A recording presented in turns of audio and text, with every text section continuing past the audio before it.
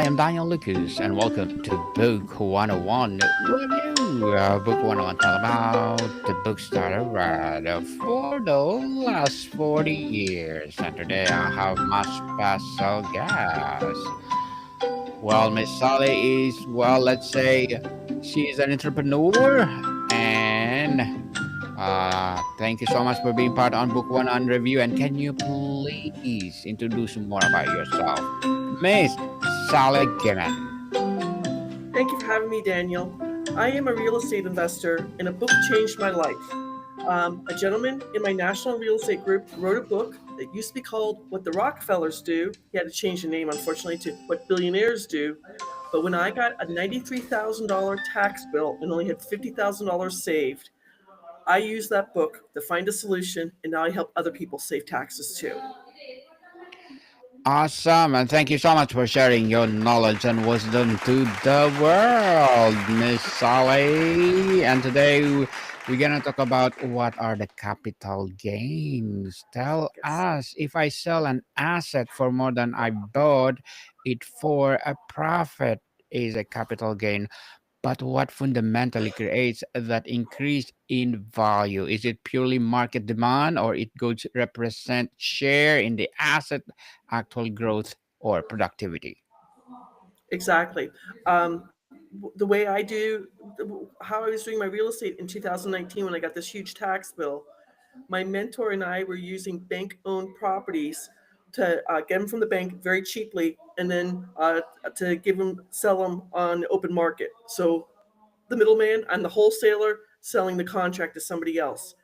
In 2019, I wholesaled 7 properties, paid off all my debt, and I thought I had enough money saved, but I didn't count on my tax bracket. In the United States, there's 4 ways to file your taxes, 7 different layers. The more money you make, the more you pay.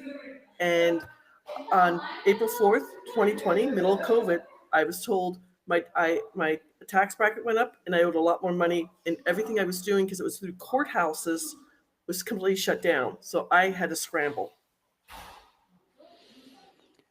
So tell us, why simply owning an asset that increase in value not a taxable event? What is the philosophical or practical reason behind the tax system only bringing or carrying when I sell and realize the gain? Correct. Now, several states in the United States, 8 states, also have state capital gains. Because this trust is on the federal level or federal government level, you don't have to pay state taxes. So if you sell crypto, let's say you bought Bitcoin back in 2017. I hope you were smart enough. I was not. You bought crypto for, let's say, $1,000 a coin, and now it's worth $19,000 a coin. That extra $18,000 you make between that would be taxed short term, either between 10% to 37% here in the United States, depending on your tax bracket. Again, I didn't write the taxes. Our tax code has started back in February of 1913, and it's only grown and grown and grown since then. It means to say it not yet modified since Correct. then. It has not. The government wants their money. Money, money, money. We need more It makes the money world for go sure. round. Yes. We need more money for sure. So, how does the profit from selling an asset differ from philosophically and practically from the money I earn from the job? Why do not most tax system treat them differently? Now, here in the United States, there's 2 separate ways to get paid. The first way, majority of people get what's called a W-2. They work for a company. The company takes out their FICA, their Social Security, their state income taxes, takes out the taxes before you see your paycheck. If you work Okay. for yourself, let's say you're a realtor, you're an online marketer. I work for myself. I'm an entrepreneur, a business owner. You're paid 1099 income. None of the taxes are taken out, but you have to pay those taxes sometimes once a year, sometimes monthly, or sometimes quarterly, whatever works best for you. I I was doing quarterly before I started my business trust, but now that I have my business trust, I in 2024 I got to save over 90% in my federal taxes, and I did not pay any North Carolina state income taxes. I live in Raleigh, North Carolina. So, how about if you do both? Both of And you this, have you both have your jobs. own business, and plus you have a day job. I did that for 3 years. Um, I was an insurance agent. I got paid a minimum salary, and then I got paid 1099 on anything I sold. So I did. My taxes were a little bit strange at that time. Now that I don't work for anybody, I just work for myself. I'm get paid as a 1099 income earner. Miss, the cost basis is the starting point from calculating gain. What all can be included in the basis beyond a simple purchase price, Correct. Miss Sally? So my first house in the trust was a bank owned property, a reverse mortgage where somebody over 65 took money out of their house and didn't pay it back. I bought the contract for $20,000 in July of 2020 and I knew it was going to go to auction for $50,000. At 24%, that $30,000 that was in between, because I have the trust, I got to save $7,110. When it finally went to auction because of COVID on August 28th of 2021, I don't know if you've ever been to an auction, Daniel, but one person, I bid this, I bid that, I bid this. Mm-hmm. It went up to over $64,500. I let's call it $64,000. I got to make $44,000 on that one deal without lifting a hammer, and because I had a 24% tax bracket and it was in the trust, I got to save $10,398. I'll never have to pay back. I used that $10,398 to buy more real estate, if that makes sense. Makes sense, and for sure, a smart move, Oh, Miss yes. Sally. Truly, truly smart move. The sale of a primary home has a major exclusion. Why there's a specific exemption exist, and what does it may say Correct. about the policy goals and encouraging home ownership? Correct. So when you own a home, the rule here is in 5 years, you have to live in that house for two of those 5 years. Then that's considered your primary residence. There's a difference between being single or being married. If Mm, you're married, you can take off $500,000 in profits off that house. If you're single, you can only take $250 off that house. So I'm going to be honest, he was a boyfriend, a friend from college, and his wife bought a townhouse down in St. Petersburg 7 years ago. They yes. lived in it the entire time. They bought it for $300,000. They sold it for $1.2 million. So even though they got to take $500,000 off the price, they still would have to pay either 15 or 20% in capital gains. I'm not a tax expert. I give people the numbers. So, here's at 15%, here's at 20%. You decide if this is worth it. For them, it was completely worth it. Yes, definitely a worth it price. What Yes. are the capital gains calculated if I sell an asset I inherited or receive as a gift? Why does it the step up in the basis rule for inheritance have such a significant financial implications for general or generational wealth? Correct. So when you inherit something, I was the executor of my mom and dad's estate.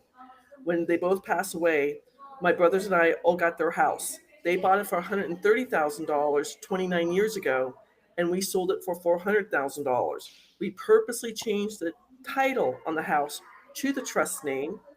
The trust got paid for selling it, and then the proceeds from that sale, um, I paid one third to one brother, one third to another brother, one third to myself. If we hadn't done that, we would have had taxes on, God, you're going to make me do math in my head. This is really bad. $370,000 we didn't want to pay. I mean, that's a lot of money. 15%, that's a Yes, lot of money.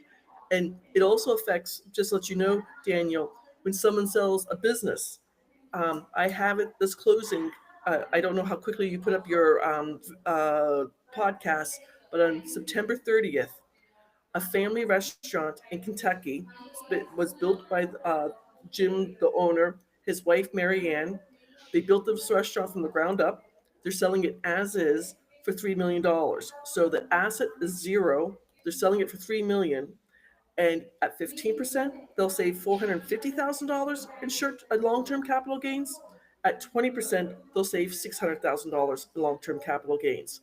His wife, Marianne, because I've been talking to Jim and I on Zoom and everything else. His wife, Marianne, gets on my Zoom and she's like, "If we have cancer, if we have a heart attack, that $600,000 is going to come in handy." I'm like, "It's your money." He's 69, she's 64. I mean, that's a lot of money to take out of the retirement if they didn't have the trust. definitely. It's something good. It paid everything for their retirement. And Exactly. what are the practical example of tax loss harvesting or harvesting? Selling a losing investment or offset the gains of a winner? Correct. So again, with a business, another business that's closing September 30th, he's selling a printing business. He started 30 years ago. All his equipment in the printing company, he took depreciation off the equipment. Of the These year, big yes. heavy pieces of equipment, because he's moved the company into the trust. His CPA thinks we're crazy, but the CPA did all his research. He's like, "You're right. He doesn't have to pay back the depreciation, and he won't have to pay the capital gains." So this gentleman, in his 30 years, has taken over $800,000 in depreciation off of equipment in his store that he does not have to pay back. I mean, that's life changing. Definitely. And how do retirement accounts like 401k and IRAS completely change the game of regarding capital gains taxes? Correct. So, Daniel, have you heard of the Mitt Romney rule? No. Can you enlighten us? Sure. Mitt Romney was the governor of Utah. He was in charge of the Winter Olympics in Utah, and he ran to be president but didn't make it. He worked for a company where he used his Roth IRA to invest in companies, and then he would sell the companies, and that you can only put so much money into your Roth IRA. My goal in life is to use my Roth IRA and get this nasty letter from the IRS saying I can't put any more money into my Roth IRA. Mm, So I'll be honest, I just had my 58th birthday. I can put up to I can put up, I think it's $7,000 this year. I haven't looked into it. My mistake. But I can put $7,000 of already taxed money into my Roth IRA. I can grow that money as much as I want and not pay any taxes on it. So if someone has a Roth IRA, I don't touch it with a 10-foot pole. Now, if you have a traditional IRA, let's say you're putting in pre-tax dollars into your 401k as traditional money, that can be taxed at whatever your tax rate when you retire from your company. So, like, let's say you start working. This is actually a client of mine. He started at UPS, the package delivery people. hmm. He's putting in $20 per week when he was 18 years old. I wish I was smart like he was, but I wasn't. And now he's retiring at UPS after 40 years. He's way up high in the company. His traditional IRA, if he didn't get the trust, he would have to pay 32% taxes on his IRA. Because he has a trust, he doesn't have to do that. Awesome. It, it, Intelligent move. correct. And I call this the secret of the rich because very few people know about it. And my goal, thank you for having me on your podcast, is to teach people how to save money. I mean, if do you remember 9 years ago when Donald Trump and Hillary Clinton were debating, and she accused of Yes. Donald Trump not paying taxes, And he goes, because I'm Yes. smart. Oh, no, no, no, no, no. Donald Trump's father, Frank Trump, started this trust in 1972. There's a reason Donald Trump doesn't pay taxes because it goes from generation to generation. Generation secret for the rich, for Correct. sure. Correct. And Miss Sally, as an entrepreneur, what are your short-term and long-term goals? I I was helping one of my nieces pay her student loans. She went to a private school and she works for only makes $30,000 a year working for a county in Georgia in California. This past Christmas, she told her two sisters I'm paying their student loans. So I am now paying for six of my nieces and nephews their student loans off. When that's over, my whole goal is to help as many people as I can. Again, the husband and wife Jim and Marianne in Kentucky. If I can save them $450,000, I it makes my day. So I plan to keep on working for the next few years, and when I retire, um, I will sell my business to somebody else, and I will get still get commission off. This is how I will set up the contract. I'll still get paid if they continue to sell the trust for me. I'm in talks with one of my nieces to take it over from me. Awesome, awesome. Good luck to your goals, Miss Sally, and looking forward for more success.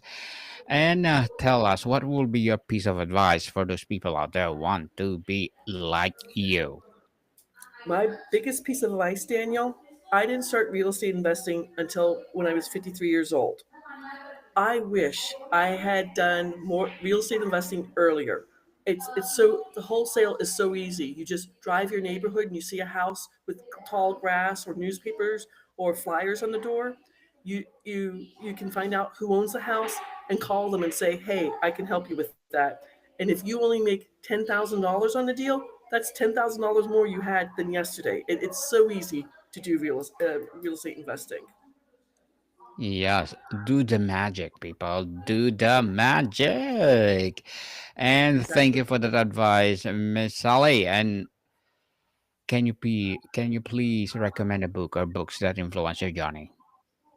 My favorite book is a little bit old. It's from the 1930s. It's The Power of Your Subconscious Mind by Joseph Murphy. My great aunt Kitty in Ireland always made a comment, sleep on it. And I can't tell you how many times, Daniel, I have a problem. It's something I think about before I go to sleep. And next morning, I have crystal clear objectives and goals all lined up. Interesting. Yes, thank you for that recommended book, Miss Sally, and hoping our listeners will read it and for sure they will empower. So, what are the tax rates on capital gains, such as persistent and heated topic in a political debate? What underlying values are conflict when politicians propose rising or lowering these rates? Well, here's something that's a little bit scary. It's passed legislation, so Congress has already voted it in, but either president has signed off on it because they want to make long-term capital gains. If you make more than $300,000 a year, they want to charge you 40% for that because I don't know if you've been following what's going on, Daniel. Our federal government is trying to make as much money as they can right now. Mm. Well, it's a businessman. The Your president is entrepreneur. So what do you think? Correct, More correct, money, money, money for sure. So, exactly. Miss Sally, how can you determine your own specific capital gain tax rate? Is it the fixed number based on your income bracket or can it Correct. vary? Correct. My fixed number that I use when I started this trust, I was at 24% tax bracket. So whatever I do, like if I just did, I just got to sell a financing house. Whatever I make on it, the profit, I will charge it at 24%. Personally, my tax bracket should be higher than 24%, but that was where I was when I started this trust, and that's the numbers I use for myself. Awesome. So, Miss Solly, before we wrap up our discussion for today, I'm inviting you to please do listen to my other podcast, people, my other podcast, because my abstract essay is already in fifth season, abstract poetry in second season, and my book 101 review in fifth season too, comedy 101 in second season, and my food 101 in fifth season as well, geography 101 in fourth season, and my baby podcast law 101 and mental health 101, love letters in third season, and movie 101 review and music 101 in fourth season, and science 101 and sex 101 in its first season. Please listen to them Wow, wherever you're you busy. listen your podcast. I'm busy, busy always, Miss Sally. So, Miss Sally, if I'm just starting to invest, what if the single most important concept about capital gains that I should understand to make smarter, more tax aware decisions from a very beginning? Understand, I thought I was on top of things when I went to go do my 2019 taxes. I didn't know that I made so much money that my tax bracket changed. It's up to an individual to know this. My CPA back in April of 2020 set me up on a payment plan to pay my $94,000 in short-term capital gains. I should have been more on top of things than where I was. So that was my mistake. I wasn't paying attention to how much money I made and how my tax brackets. I didn't know them. I'll be honest at that time. Now at least you know what you're doing, right, Miss Sally? Yes, yes. Yes. So, beyond federal taxes, how do state taxes impact a total capital gains tax burden and why it can be make a massive difference in or difference depend on where you live? Correct. Each state has different tax laws. I know, but when California has capital gains too. I help a lot of people. My largest, I have clients in 36 different states. The majority of my clients come from California or Texas. Kind of interesting. Texas does not have state income taxes, so the people in Texas are only saving federal income taxes, but they love the trust. Mhm. Trust, trust, trust, indeed. Miss Sally, thank you so much for sharing your knowledge and wisdom to the world. Thank you for Hoping having me, for more. Daniel. Yes, hoping for more and more people like you to advocate what is the real thing about taxes. So, can you please invite our listeners to support your business, your advocacy, or whatever projects that you're doing right now? Exactly. So, where do people can reach you, Miss Sally?